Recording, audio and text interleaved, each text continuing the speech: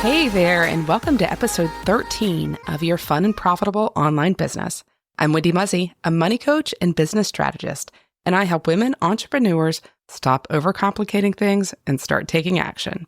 Today, we're tackling something that every entrepreneur faces. It's that feeling of overwhelm.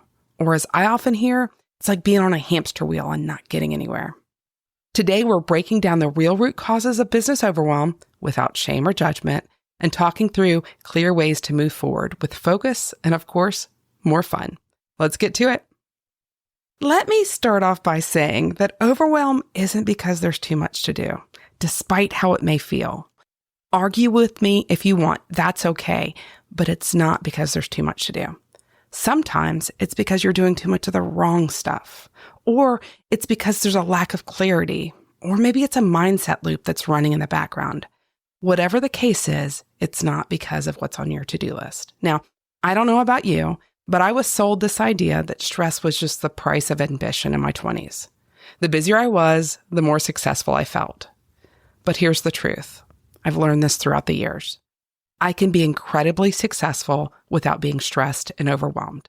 In fact, I would argue that my business is significantly more impactful and successful without it.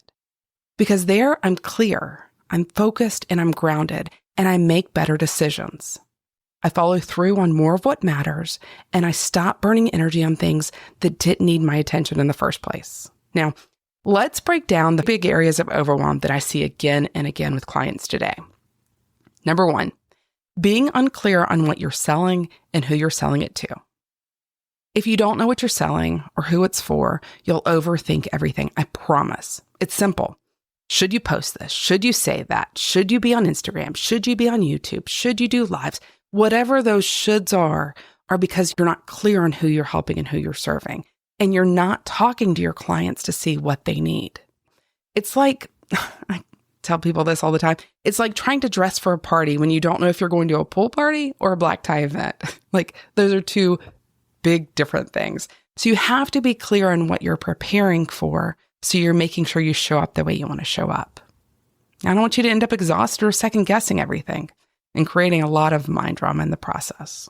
All right, number two, reinventing the wheel with every email, every post, or every launch. When you're here, overwhelm and burnout are inevitable. You're using your creative energy on repetition instead of results. Now, something as small as having a plug-and-play email template can shave hours off a month. I've talked about this in previous episodes. You can use your signature line as a template. Just put it out the door. And this is the stuff that actually frees up your brain for what makes your business move forward, those needle movers. And number three is what I call the idea avalanche. This is when you have too many ideas, including those that AI gives us, without a process to evaluate and organize them. And this leads to overwhelm and chaos. Look, you can be an idea person. I am too. I get it. But we need to still have structure to process those ideas. Your brain needs parking spots to put them. Otherwise, every idea feels like a task, and every task feels urgent, and that is the fast track to freezing. All right, let's get to the root of these three areas. They generally stem from three areas. Number one is lack of clarity. This is where you're not sure what to focus on, or what matters most, or even who you're talking to. And this shows up as overthinking, second-guessing, and spinning in circles. Number two, too many inputs, not enough systems. This is when you get buried in ideas, advice, or decisions, and you haven't built the structure to manage them. And without these containers, everything feels urgent. And without systems, everything feels heavy. Number three, unhelpful mindset loops. Maybe this is perfectionism or thinking you have to do it right the first time. But I think of them as the sneaky stories that quietly eat away at my energy. And once you name the stories, you're setting yourself up to start breaking the patterns. You can interrupt it and break that pattern. Now let's talk about how to address your overwhelm in a way that moves you forward. We've talked about why it's there, how it shows up. Now let's move forward. I'm going to start off by saying you don't need a total overhaul. You just need a few simple shifts, one at a time. If you're feeling overwhelmed even as you're listening to this, here's your quick start list.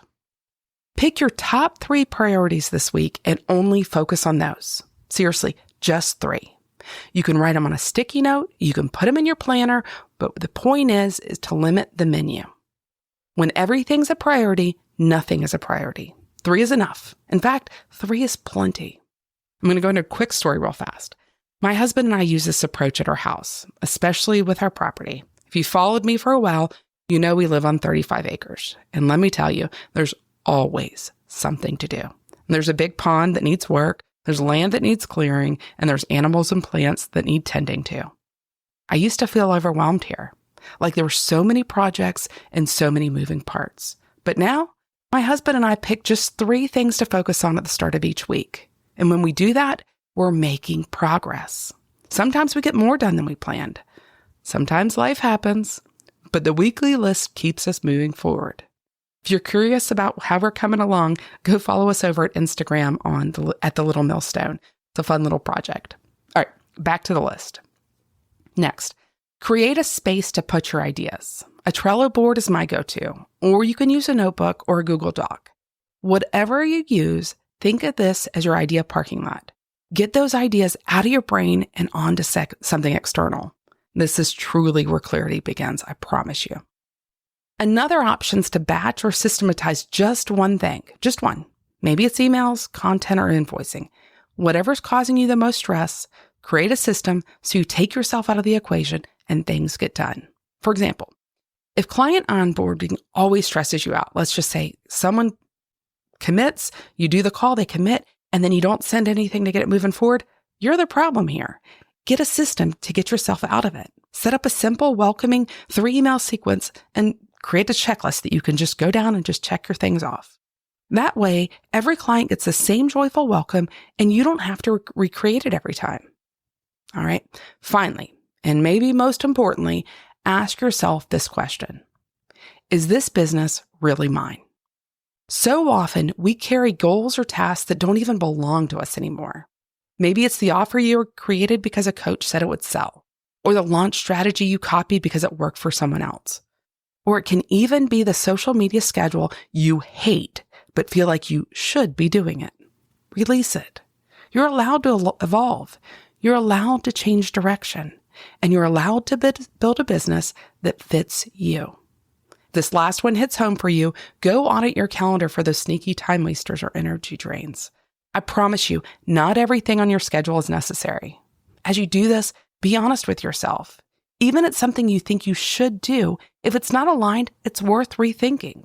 I'm giving you a permission slip to build your business your way. Because how you feel about your work will directly impact your profitability.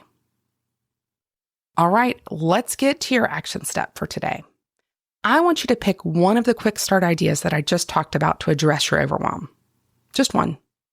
If you're not sure where to start, try the top 3 priority list. It's a total game changer. If 3 feels overwhelming, just sit and ask yourself, what's my next best step? Just one step then. You don't have to solve your problems today. You just have to take one step closer to being to where you want to be. I also want you to know that overwhelm doesn't mean you're failing. It's just a signal. Think of it as the flashing light on your dashboard saying, hey, something needs our attention. And when you treat it as the helpful alert that it is, your business gets to feel light, focused, and yes, profitable. And if you want some support decluttering your business brain and building offers that work for you, go get on the wait list for my Fun and Profitable community. Doors are opening on June 1st for founding members, and I'd love to see you there. You can find out more at wendymuzzy.com/funandprofitable. Oh, and before I go, I want to give a quick shout out to my mom, who's a new listener. She doesn't have an online business, but she tunes in to show her support, and I think she's pretty awesome. Hi, Mom. Thanks for listening. All right, see you next time, and here's to not feeling overwhelmed.